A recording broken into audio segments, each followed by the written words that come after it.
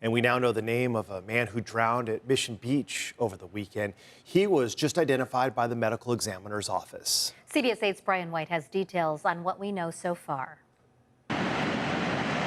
First responders working to save the life of a man who was not breathing after drowning in the ocean at about 2:30 in the morning on Sunday.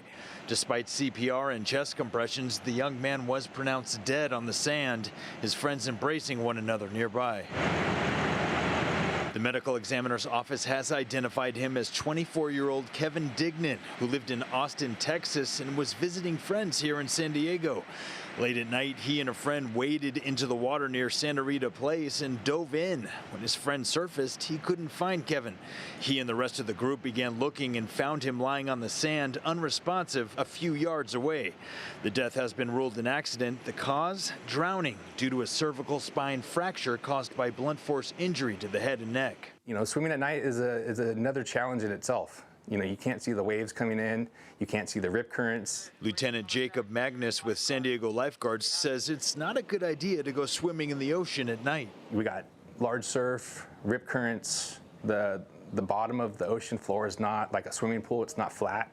So you have deep spots, shallow spots, and you can't see where those are. This comes less than 2 months after 25-year-old Oakland firefighter Caden Laffin drowned in Pacific Beach after entering the water near Grand Avenue at about 2 o'clock in the morning.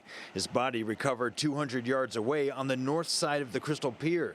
He was in town with family and friends for the firefighter Olympic Games. Lieutenant Magnus tells me lifeguards are on duty this time of year from 9 a.m. until the sun goes down, currently 8 p.m.